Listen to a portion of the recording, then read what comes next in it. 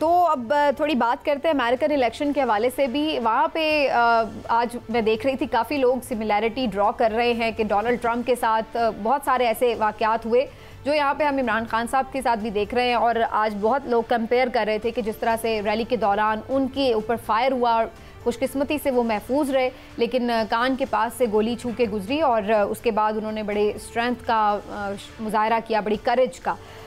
लोगों का ख्याल ये कि इससे उनके लिए जो एक हमदर्दी है वो ज़्यादा पैदा होगी। पहले भी वो काफ़ी स्ट्रॉन्ग कैंडिडेट थे सदारती इलेक्शन में और अब और भी ज़्यादा लोग उनको सिंपैथी का वोट भी देंगे। इमरान साहब, आपको नज़र आता है कि ये हमने वैसे बड़ा गैर मामूली वाक़या इस तरह से देखा है कि कैंपेन में अमेरिका के अंदर भी इस तरह से जो है वो कोई फायर कर जाए, उसको शूटर को मौके पे ही हलाक कर दिया गया।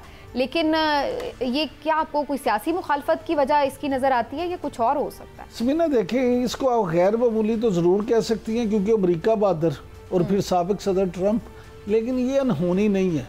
अमेरिका में पहले भी कई बार मुख्तलिफ सदूर पे हमले हो चुके हैं और उनकी सियासी तारीख जो है वो भी कम खूनखार नहीं है। लेकिन जहाँ तक इस ताज़ा तरीन वाक़े की बात है तो इसमें देखें, सोचने का मुकाम ये है कि जो हमला हुआ है उसके दो ही चीज़ें हैं ना। एक तो ये कि जो वो इस वक्त सदारती उम्मीदवार हैं, दूसरा ये कि जो बाइडन तो बैठने को तैयार नहीं, इलेक्शन से दस्तबरदार होने को तैयार नहीं, और इनकी मकबूलियत रोज़ बरोज़ बढ़ती जा रही है। और ख़ास तौर पर इस हमले के बाद तो बिल्कुल इनकी मकबूलियत में काफ़ी जंप आया है एकदम से। तो आप ये भी चीज़ को देखें कि वही हमला करवा सकता है या जिसको कुछ सियासी फ़ायदा।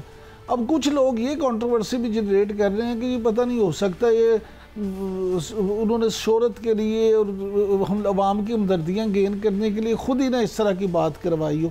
तो वैसे तो कुछ भी हो सकता है, सियासी तौर पे लोग कुछ भी कर सकते हैं, लेकिन ये जिस तरह का शार्प शूटर था और जिस तरह से गोली उनके कान को छू के गई, अगर खुद करवाया होता तो उन्हें लग भी सकती थी। तो इतना ये कोई खुद करवाए तो कोई टांग वांग में निशाना लगवा लेगा, मुंह का निशाना तो नहीं कान का लगवाएगा इतनी बारीकी से। मैं यही कह रहा हूँ कि वो 2 इंच ही दूर से गुजार लेता। लेकिन ये है कि जो भी है ये अच्छी बात नहीं है। इस तरह से आप ये देखें कि अगर पूरी दुनिया में अच्छा, लोग वैसे इसको बड़ा सिमिलैरिटी ड्रॉ कर रहे थे कि इमरान खान साहब पे भी वजीराबाद में इस तरह से हमला हुआ था, शूटर उनको भी करके गया और फिर उसके बाद वो भी खुशकिस्मती से महफूज रहे।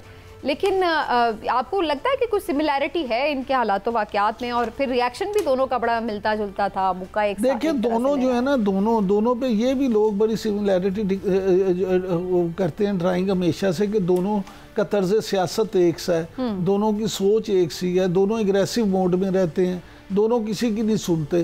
दोनों जो इनके नाकद हैं वो तो ये कहते हैं कि दोनों जो हैं वो अपने ही मिजाज के आदमी हैं और वो अपनी मर्ज़ी से वो करते हैं।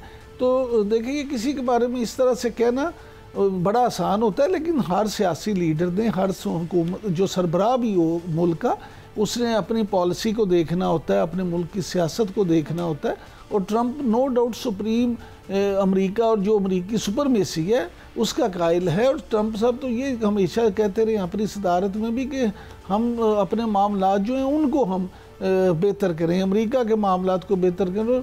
इमिग्रेंट्स के हवाले से उनकी पॉलिसी बड़ी सख्त रही है। तो ये सारी चीज़ें अगर आप देखें तो वो अमेरिका में तो उनको इसीलिए ज़्यादा पजीराई मिल रही है कि अमेरिका के तो फ़ायदे में वो बात करते हैं। लेकिन अब जो उनके मुखालिफ हैं वो उसको अगर वो लेते हैं कि ये जी पागल आदमी हैं, ये उस तरह से हैं, या उन पर तनकीद करते नज़र आते हैं। उसी तरह आप देखें पाकिस्तान में अगर इमरान खान देखें तो लोग कहते हैं वो सिंगल ट्रैक आदमी है, वो मुज़ाकरात नहीं करते, वो बात नहीं मानते, हर एक से लड़ाई झगड़ा शुरू कर देते हैं, उनकी इस्टेब्लिशमेंट से नहीं बनी, उनकी फलां से नहीं बनी। तो ये हर एक का अपना तर्ज सियासत होता है, आप किसी को भी उस पर मजबूर नहीं कर सकते। राइट।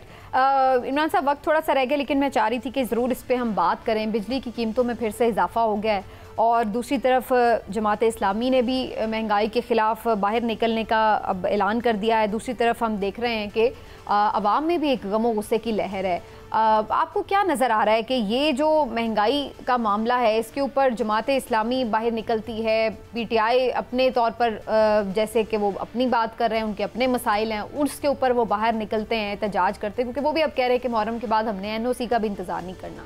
बहरहाल उनकी बात का भी कोई पता नहीं होता, हमेशा ही वो ऐसे कहते हैं, बाद में फिर जलसा मनसूख भी कर देते हैं। लेकिन आपको लगता है कि हुकूमत के लिए आने वाले दिन इस लिहाज से टफ होने जा रहे हैं कि सड़कों पर उन्हें एक बहरहाल मज़ाहमत मिलेगी? समीना देखिए, बात ये है कि महंगाई पे बात करना ना, बिजली की कीमतों में बात करना, मुझे तो ऐसे लगता है कि किसी के ज़ख्मों में नमक छिड़कने वाली बात हो। देखिए, हम खुद अगर अपनी मिसाल लें तो हम लोग सब बिजली के बिलों से तंग हैं। यहाँ कैमरे के पीछे जो लोग खड़े हैं उनसे पूछे उनकी सैलरी कितनी है और उनके बिल कितने हैं। तो आम आवाम जो है वो भी, हम भी तो आम आवाम में से हैं। तो आवाम तो इस वक्त शदीद परेशान है, रोज़ाना की बुनियाद पे कीमतों में इजाफा हो रहा है। आज भी देखें जो 7.25 रुपये तकरीबन फ़ी यूनिट इजाफा हो गया है, तो इससे दुनिया की हर चीज़ महंगी होगी।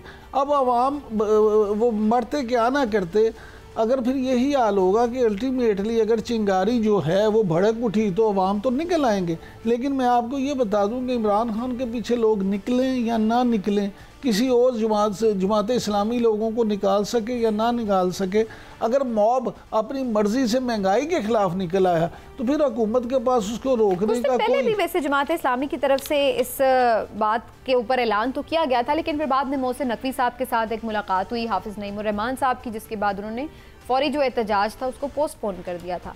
तो आपको लगता है कि हुकूमत अगर सियासी जमातों के कायदीन को सिर्फ मैनेज कर ले तो फिर भी काफ़ी सूरत हाल अंडर कंट्रोल रहेगी? अच्छा समीना देखिए, क्योंकि महंगाई कंट्रोल करने का इमरान साहब फिलहाल तो कोई फौरी फार्मूला नज़र नहीं आ रहा।